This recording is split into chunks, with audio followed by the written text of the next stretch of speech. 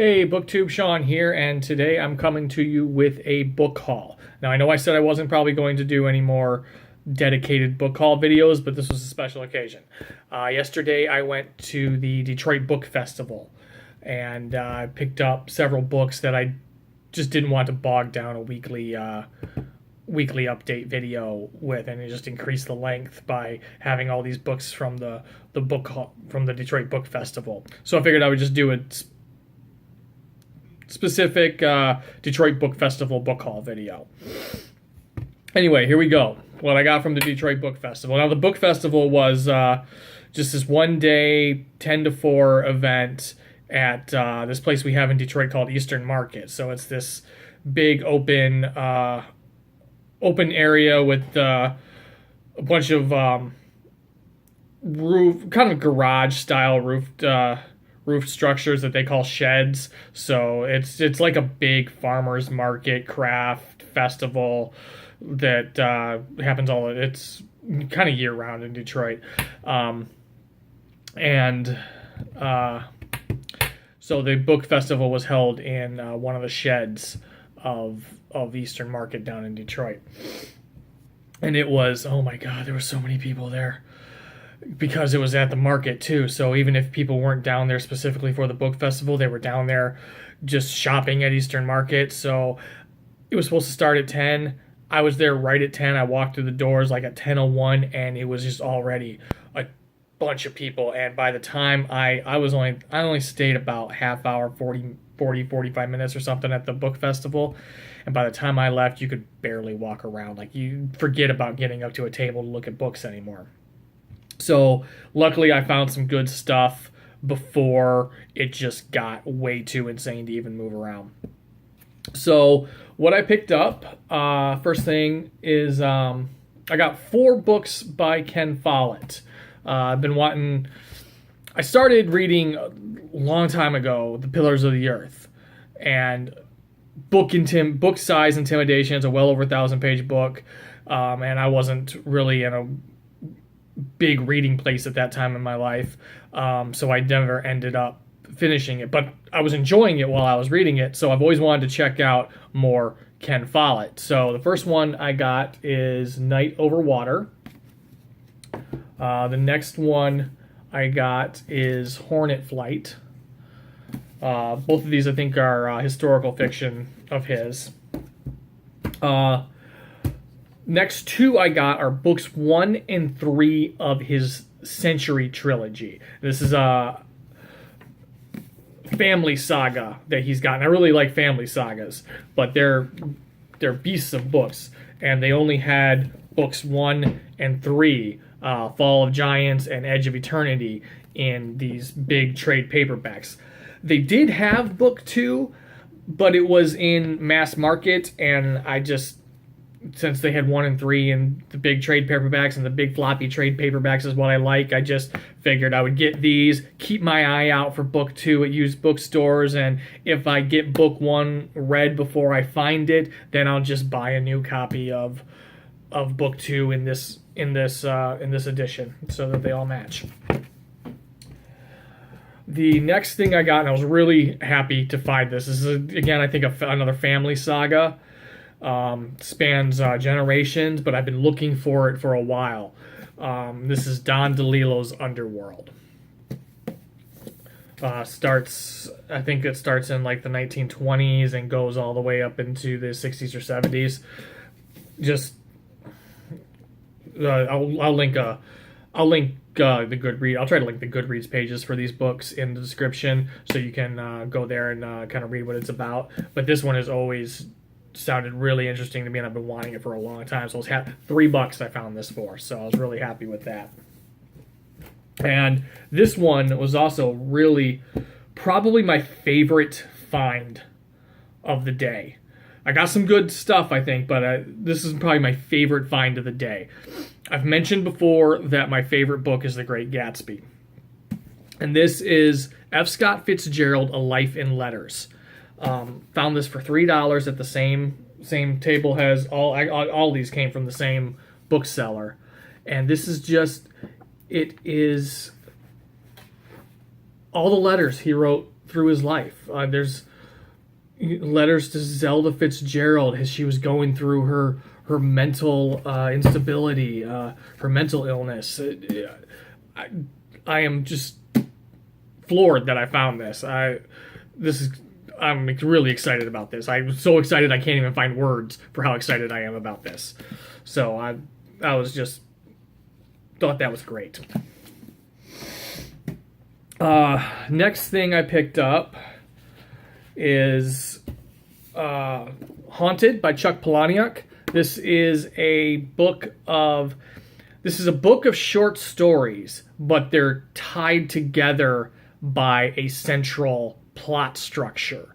At the time, I thought it was a really innovative way to do a short story collection, and then Stephanie, if that's what she read, just recently did a video of like a 5 of a kind video, and she featured books or short story books that tied together by a central plot line. This wasn't in the video, and I'll link her video below because I thought it was a great video, and because I really liked that idea, and I thought it was original to Chuck Palahniuk when he wrote this, and it wasn't.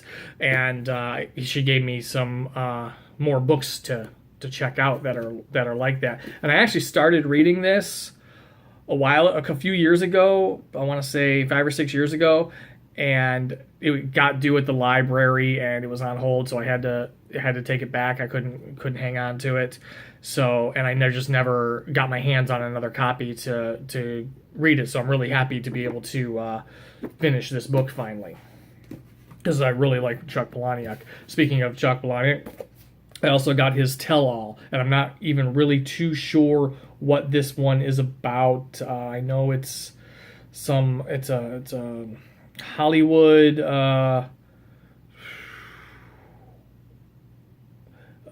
I think it's like a classic Hollywood actress type, and then there's a writer who has written a story about her death, something like that. But it's Palahniuk, and I always will check out anything Palahniuk writes. Next, I have a short story collection by Richard Russo, who is the author of Empire Falls, which is a book that I've always wanted to check out.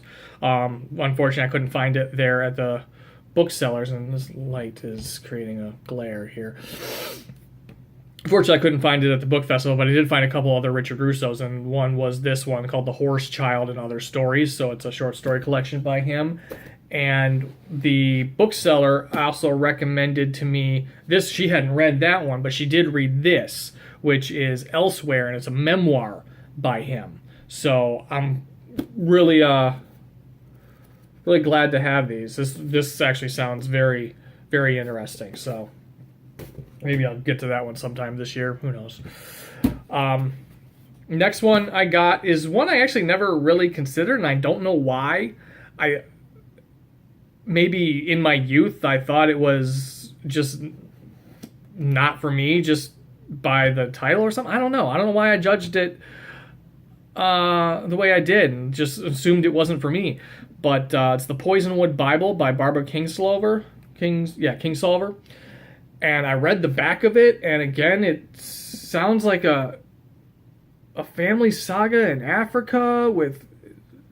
talks about the murder of the prime minister and a CIA coup, and it totally sounds up my alley.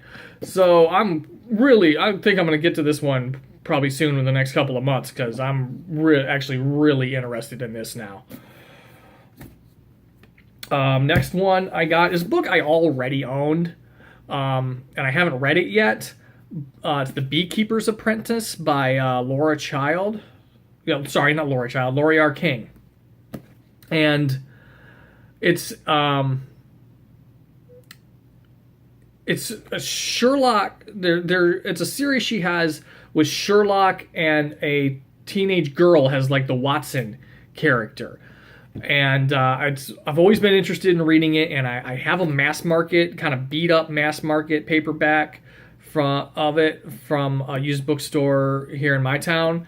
And as I've mentioned before, I prefer the trade paperback, and I found this really, really good condition trade paperback And at this table, all these trade paperbacks, they were 3 for $1. So I figured I'd go ahead and grab it and read it in the edition, read it in the format that I like to read books in, and I'll just take the other one back to the used bookstore and they can resell it. Next one I got is Ann Patchett, Bel Canto, and this is a book that is on my award winners project. This was a winner of the Orange Prize, which is now the Bailey's Prize, women's fiction. So I was happy to find this. Next I got, again, is on my long-term awards winner project. This is a National Book Award winner, Alice McDermott, Charming Billy, and I really don't know much about it other than that it won the National Book Award, so it's on my spreadsheet, so I picked it up.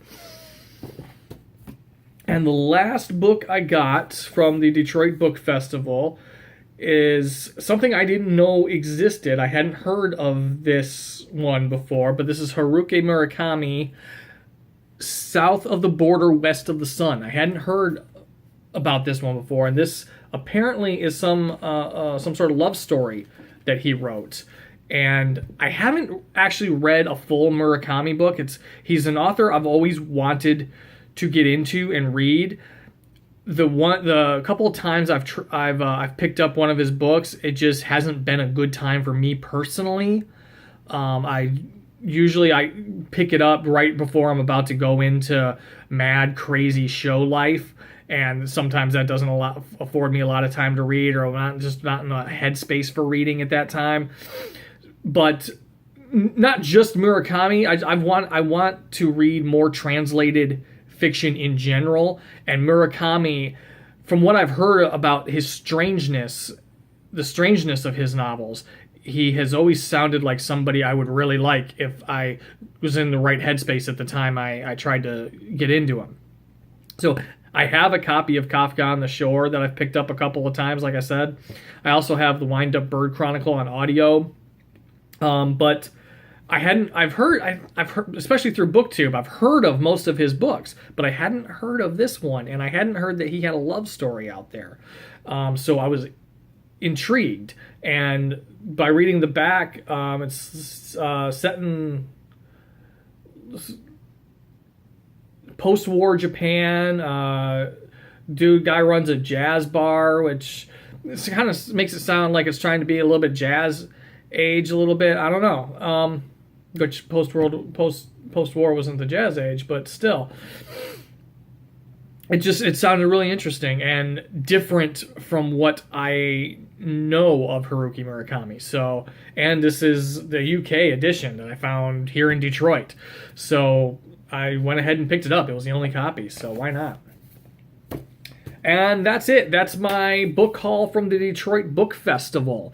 Let me know if you've read any. Please let me know if you've read any of these and what you thought of them. If any of them sound interesting to you, let me know that too. I want to hear anything you have to say about these. Interest, like, dislike, just let me know what you think. So that's it. That's all I got for this video. Hit me up on Twitter and Goodreads. I'm trying to be a little bit more active on Twitter. I'm starting to figure it out a little bit, I think. So I'm starting to try and be a little bit more active on there. So go ahead and follow me on Twitter if you want. Like I said, hit me up on Goodreads. If you like this, hit the like button, subscribe. If you've already subscribed, thank you so much. I really appreciate it. Honestly, I do. And I will see you all in my next video.